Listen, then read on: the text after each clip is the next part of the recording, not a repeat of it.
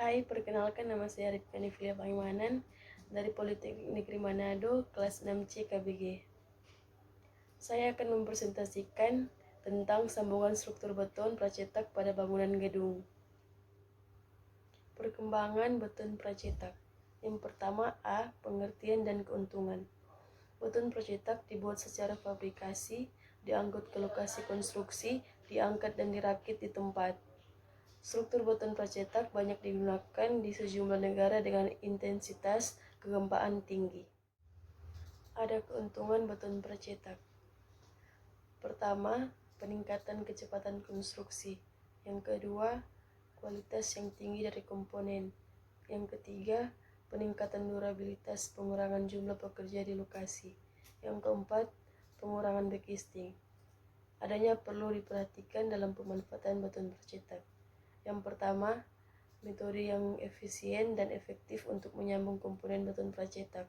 Kedua, kontrol kualitas dalam penyambung komponen. Yang ketiga, dipastikan alat angkat atau derek dalam erection atau install komponen beton pracetak yang berat. Yang terakhir, perlu ketelitian dalam proses perencanaan, fabrikasi, perakitan, dan erection. Yang berikutnya, B. Sistem sambungan. Struktur bangunan beton pracetak terdiri dari beberapa tipe dasar sistem struktur. Sistem tersebut dapat dikombinasikan pada tipe yang berbeda untuk mendapatkan konsep struktur yang sesuai dan efektif yang memenuhi kebutuhan dari gedung secara khusus. Sistem yang paling umum adalah yang pertama sistem balok dan kolom atau elemen balok, elemen kolom, sambungan. Yang kedua sistem lantai dan atap atau elemen lantai, elemen atap, sambungan. Yang ketiga sistem dinding geser atau elemen dinding sambungan. Yang keempat sistem facade atau elemen dinding facade sambungan. Pada bagian C ini pengertian join dan connection.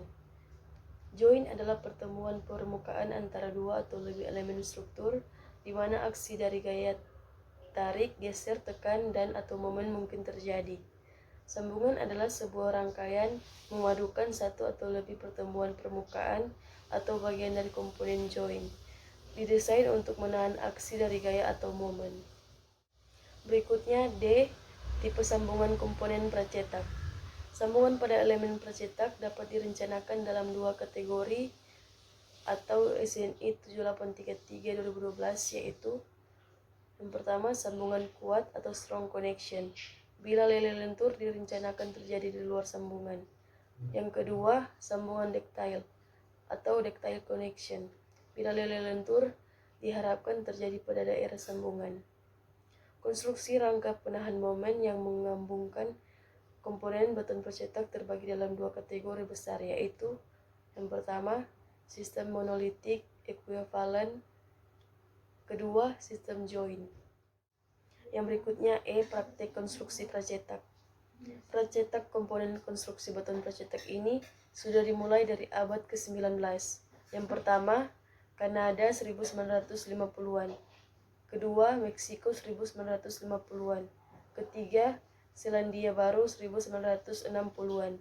Keempat, Amerika 1950. Berikutnya F. Standar desain. Standar desain ini sudah banyak sekali revisi dari berbagai negara mulai dari tahun 1980-an. Saat ini Indonesia menggunakan standar desain tahun 2012. Dikeluarkan SNI 7833 tentang tata cara perancangan beton pracetak dan prategang untuk bangunan gedung yang mengacu pada ACI 318-08.